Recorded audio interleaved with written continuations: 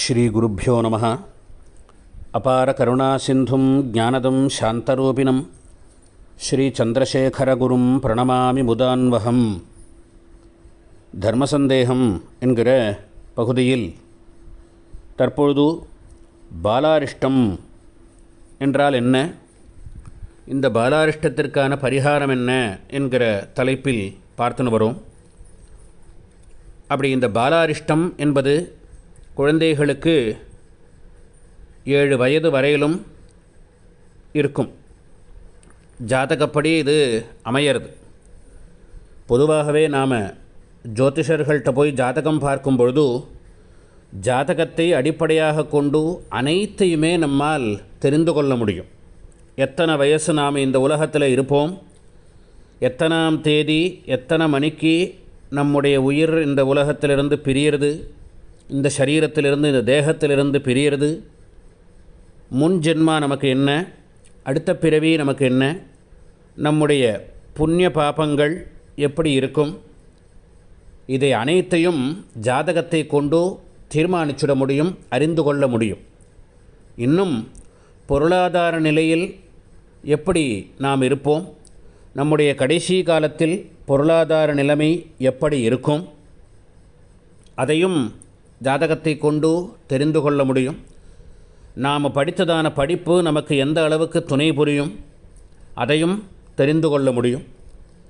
ஆனால் ஜோதிஷ சாஸ்திரம் சொல்லும் பொழுது அனைத்தையுமே ஜாதகத்தை கொண்டு கணித்து சொல்லிவிட முடியும் என்று இருந்தாலும் 5 விஷயங்களை நம்மால் தீர்மானிக்க இயலாது என்று ஜோதிஷம் காண்பிக்கிறது.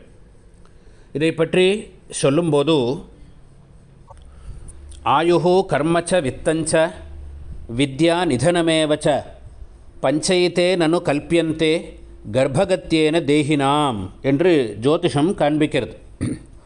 ஆயுஹு, நாம் எத்தனை வயசு காலம் இந்த உலகத்தில் வாழ்வோம் என்பதை சொல்ல முடிந்தாலும் அதை சொல்லக்கூடாது. கர்மா, புண்ணிய பாபங்கள் எவ்வளவு நமக்கு இருக்குது, எந்த விதமான புண்ணியங்களினாலே நமக்கு என்ன விதமான பலன்கள் கிடைக்க போகிறது, பாபங்களினாலே நமக்கு என்ன விதமான சிரமங்கள் கிடைக்க போகிறதுங்கிறத சொல்ல முடியும், சொல்லக்கூடாது. வித்தம், பொருளாதார நிலையை சொல்லக்கூடாது. வித்யா, நாம் படித்ததான படிப்பை சொல்ல முடியாது. நிதனம், கடைசி காலம், மரணம் என்பதற்கு நமக்கு எந்த விதமான மரணம், எந்த இடத்தில், எத்தனாம் தேதி எத்தனை மணிக்கு ஏற்படும் என்பதை சொல்ல முடியும், சொல்லக்கூடாது என்று காண்பிக்கிறது. இந்த 5 விஷயங்களையும் பஞ்சைத்தே நனு கல்பியந்தே, சொல்ல முடிந்தாலும் கூட சொல்லக்கூடாது. ஏன்னா இது 5ம் மாறக்கூடியதான தன்மையுடையது, மாறுதலுக்கு உட்பட்டது. நாம் செய்யக்கூடியதான புண்ணிய காரியங்கள் அவைகள் இதை 5ஐயும் மாற்றிக்கொண்டே இருக்கும். நாம் திடீர்னு ஏதோ ஒரு ஞானிகள், ஒரு ஜீவன் முக்தர்களை, ஒரு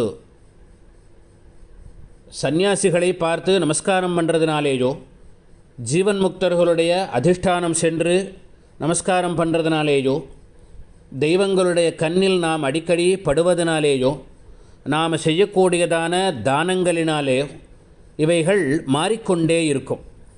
ஆகையினாலே இதை 5ம் நம்மால் தீர்மானித்து சொல்ல முடியாது. இப்படி இருக்கலாம் என்று வேணால் நம்மால் சொல்ல முடியுமே தவிர இப்படித்தான் என்று தீர்மானமாக சொல்ல முடியாது.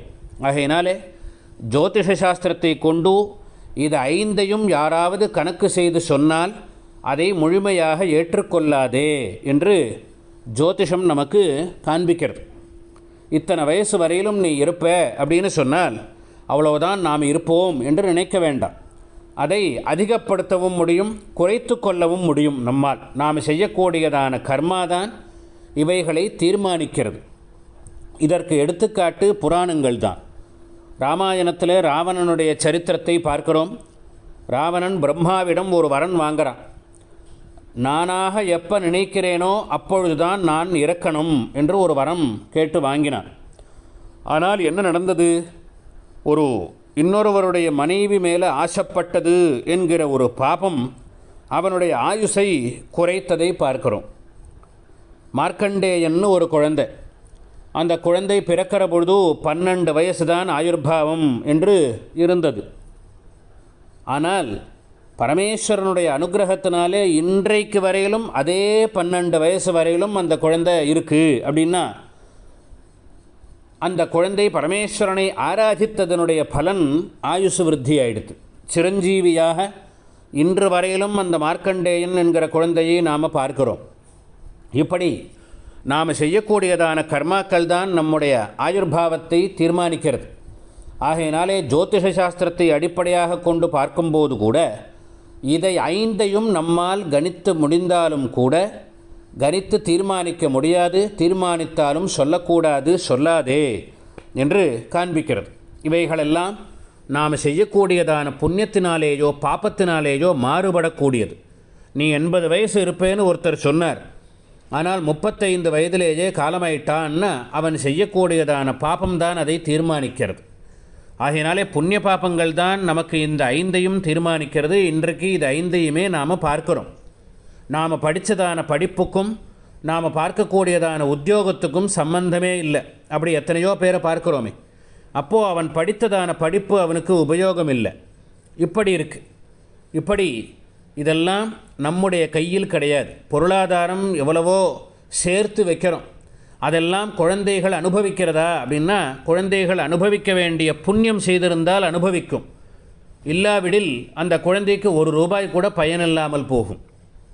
அப்படி இதெல்லாம் நம் கையில் கிடையாது. ஆரோக்கியமாக இருந்தார், ஹாஸ்பிட்டல் போனார், கடைசியில் பூஜை பண்ணி முடிக்கிற பொழுது உடம்பு சரியில்லாமல் போச்சு, ஹாஸ்பிட்டல் போனார், காலமாயிட்டார். அப்போது அவர் பண்ணின பூஜை பலன் கொடுக்கலையா அப்படின்னு தர்மத்தை தான் நாம் கேள்வி கேட்போம். ரொம்ப புத்திசாலியாக நினச்சிண்டு ஒரு பெரிய நல்லது, நமக்கு ஒரு பெரிய லாபம் கிடைச்சதுன்னா ஈஸ்வரனுடைய அனுகிரகத்தினால எனக்கு இந்த லாபம் கிடைச்சது, பகவானுடைய அனுகிரகம், நான் செய்ததனுடைய பூஜை பலனாக இவ்வளவு பெரிய லாபம் கிடைச்சது அப்படின்னு சொல்பவர்கள் மிக மிக குறைவு. என்னுடைய அதிர்ஷ்டம், என்னுடைய ஒரு முயற்சியினால் இவ்வளவு பெரிய லாபம் கிடைச்சது அப்படின்னு சொல்கிறவர்கள் தான் அதிகம் உண்டு. ஆனால் ஒரு சின்ன ஒரு சிரமம் வந்துட்டால் உடனே நமக்கு தெய்வம் தர்மம் தான் ஞாபகம் வரும். ஏதோ லேசாக உடம்பு சரியில்லாமல் போச்சு, கடைசியில் பார்த்தால் படுத்த படுக்கையாக போயிட்டார். ஆனால் அவர் அனைத்தையும் சரியான முறையில் செய்துன்றிருந்தார். சந்தியாவந்தனம் பண்ணினார், பூஜை பண்ணினார், கோவிலாக தெரிஞ்சு எத்தனை கோவில், எத்தனை நதிகளில் ஸ்நானம், எத்தனை க்ஷேத்திரங்களில் போய் தேவதா தரிசனம், எத்தனை தானங்கள், அவ்வளவும் அவருக்கு பலன் இல்லாமல் போச்சே. அப்போது தெய்வம் உண்மையா, அவர் செய்த தானங்கள்லாம் உண்மையா, சத்தியமா, ஜோதிஷம் பொய்யா அப்படின்னு கேட்போம். அதுவரையிலும் நமக்கு அதில் ஒரு எண்ணமே வராது. ஒரு சிரமம் வந்ததும் நமக்கு இவைகள் மேலே தான் கோபம் வரும் என்று நான் சொல்லலை, பகவானே கீதையில் சொல்கிறார். ஏதாவது ஒருவனுக்கு ஒரு சிரமம் வந்துவிட்டால் உடனே என்னை தான் முதல்ல நினைப்பான் அப்படின்னு. ஆர்த்தகா ஜிக்ஞாசுகு அர்த்தார்த்தி அப்படின்னு பகவான் கீதையில் சொல்கிறார். ஆர்த்தகா கஷ்டப்படுறவன் தான் முதல்ல என்ன நினைப்பான் அப்படின்னு சொல்கிறார். அப்படி கஷ்டம் வந்ததும் பகவானுடைய ஞாபகம் நமக்கு வரும். ஆனால் அப்படி அல்ல. இதையெல்லாம் தீர்மானிக்கிறது நாம் பண்ணக்கூடியதான தர்மங்கள் தான் என்பது தான் தர்மசூக்ஷ்மம் அப்படின்னு பேர். ஆகையினாலே இதையெல்லாம் நம்மால் தீர்மானிக்க முடியாது. ஏதோ ஒரு பாபகர்மாக்களினாலே இப்படி ஒரு அரிஷ்டங்கள் நமக்கு ஏற்பட்டுடுத்து நம்முடைய குழந்தை சிரமப்படுறது, கஷ்டப்படுறதுன்னா அந்த குழந்தையினுடைய பலன் இல்லை. பிறந்த குழந்தை இறந்து போயிடுத்து அப்படின்னா நமக்கு ரொம்ப துக்கமாக இருக்குது. இந்த குழந்தை என்ன பாபம் பண்ணித்து அப்படின்னு நினைக்கிறோம். தாயார் பண்ணின பாபம் அந்த குழந்தைக்கு செயல்படுறது. 5 வயசு 6 வயசு குழந்தை நிறைய நடந்ததை பார்க்குறோம். அப்படி தீ விபத்தில் குழந்தைகள்லாம் இறந்து போகிறது பள்ளிக்கூடத்தில். அப்படி விபத்துகளில் குழந்தைகள் இறந்து போகிறத பார்க்குறோம்.